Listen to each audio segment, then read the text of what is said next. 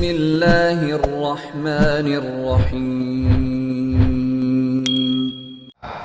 Apakah merapatkan shaf itu masuk di antara 3 rukun syarat wajib, rukun sholat, syarat sholat, wajib sholat? Tidak. Andai suasana normal sekalipun, apalagi suasana tidak normal karena adanya suatu pandemi wabah darurat.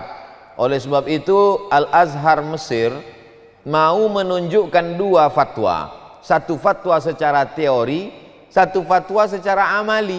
Maka di bulan Ramadan kemarin dilaksanakan sholat Qiyamul Lail di Masjid Al-Azhar Kairo Mesir dengan berjarak, untuk menjelaskan kepada umat, kami tidak hanya teori tapi langsung amali, tatbiki, menunjukkan, mengamalkan.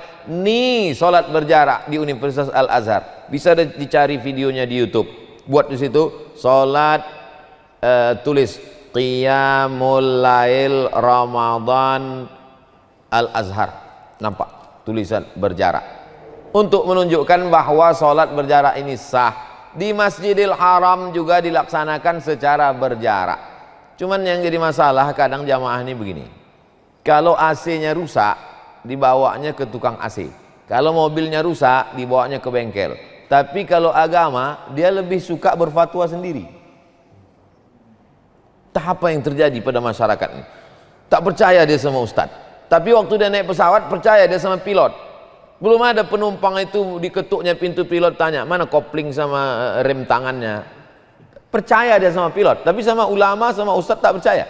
Padahal kita ini disuruh ati Allah Ta'ala kepada Allah, wa ati'ur Rasul Ta'ala kepada Rasul, wa ulil amri. Ulil amri di situ ulama. Ulil amri, ulama. Tengok tafsir Ibnu Katsir, Imam Abul Fida Ismail Ibnu Katsir, Tafsir Al-Quranil Azim.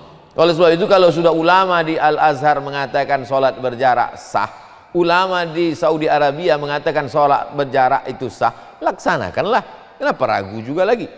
Adapun masalah khawatir ragu, saya ini Pak Ustadz ragu saya ke masjid ini kena COVID. Seingatku kau tak ada COVID, memang tak pernah ke masjid. Jadi COVID ini sebagai alasannya saja. Maka saya ketua masjid, saya di komplek perumahan ketua masjid, maka saya buat di situ protokol kesehatan. Di depan masjid itu sudah ada cuci tangan, walaupun nanti dia berwudu karena yang pakai sabun. Lalu kemudian karpet digulung, lalu kemudian shop berjarak, tak ada salaman, lalu kemudian tetap pakai masker. Jadi kalau sudah kita laksanakan protokol kesehatan, kena juga, itu memang sudah ajalnya sampai. Orang ini kalau memang sudah lantamu tanapsun, orang tak akan mati hatta tastakmila rizqaha wa ajalaha. Orang kalau mati itu ajalnya sampai. Setengah mati COVID itu mengganggu, kalau tak sampai ajal tak mati. Tapi kalau sudah sampai mati, minum kopi pun orang mati. Oleh sebab itu maka iman ini mesti kuat. Kalau iman kuat, imun naik. Kalau imun naik, COVID itu ada kekebalan tubuh pada diri kita ini.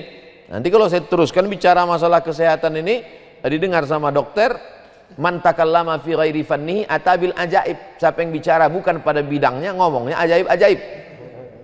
Oleh sebab itu maka kita ini mensikapi COVID ini tetap ikhtiar. Itu Ahlus Sunnah wal Jamaah. Kalau ada berserah diri aja, aku terserah aja lah Pak Ustaz, itu Jabariyah, itu halul bid'ah. Kalau ada pula orang yang menafikan takdir, itu namanya Qadariyah, Mu'tazilah. Nanti diluruskan Dr. Amar Adli yang lama mendalami Mu'tazilah. Oleh sebab itu maka kita ada usaha, ada ikhtiar. Ikuti protokol kesehatan. Jangan lantang sombong kali mau menelan COVID pula. Tetap kita laksanakan. Ini